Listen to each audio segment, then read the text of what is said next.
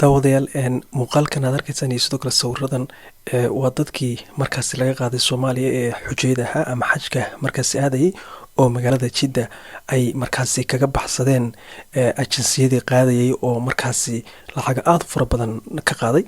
sawiradan hooyadan iyo sidoo kale aabahan Soomaaliyeed ee markaasi xajka markaasi u boqolay waxaa la sheegay in guud ahaanba ama dhammaantoodba in ay markaasi ku dayacan yihiin ilaa 2 duhurnimo ee maanta ilaa hadda jidadka magaalada Jidda. waxaa la sheegay in safaaradda Soomaaliya oo ay markaasi dadyow la xiriireen in ay ka jawaabin oo markaasi ay telefoonada ka qaban waayeen. haddaba sawiradani waa xujayda markaasi sanadkan xajisay oo Soomaaliyeed oo markaasi ku dhibaataysan gudaha magaalada Jidda.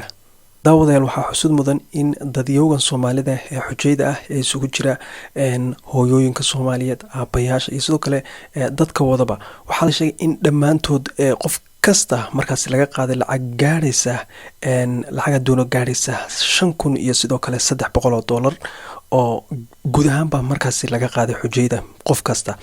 waxaana markaasi suurtagal ah in dadkani aysan wax service ah ama aysan helin oo diyaaradda laga qaaday dalka kadibna laga dejiyay Jidda.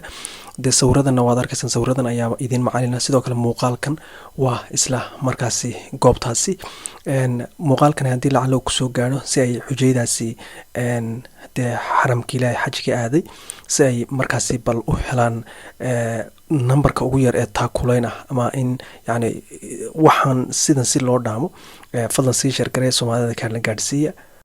sidoo kalena waxaa jirta dadyow kale oo caalamka ka kala yimaada oo iyaguna sawiradan ah oo yani si markaasi fiican oo maadaama ay dawlado dhisan ka yimaadeen aad dareemaysid in markaasi si wanaagsan loola dhaqmo oo lacagtooduna lacagtan kaba yartahay 70-60 oo laga yaabo in qofkiiba ay ku kacdo dhowr kun oo dollar. xagga Soomaaliya laga qaaday qofkii kaliya 5,000 iyo sidoo kale 300. arrintan waa arrin maan macquul ahayn. sawiradani waa sawiro naxdin leh oo markaasi hadda laga soo daayay debraha bulshada oo markaasi ay soo direen dadkan ku dhibaataysan gudaha dalkaasi gaar ahaan Jidda. saaxiibal sii share Soomaalida kala gaarsiiya. arrintan waa mahadsantiin. الأقربية كلهم عنايا 1 2 3 ده 4 5 6 7 9 10 2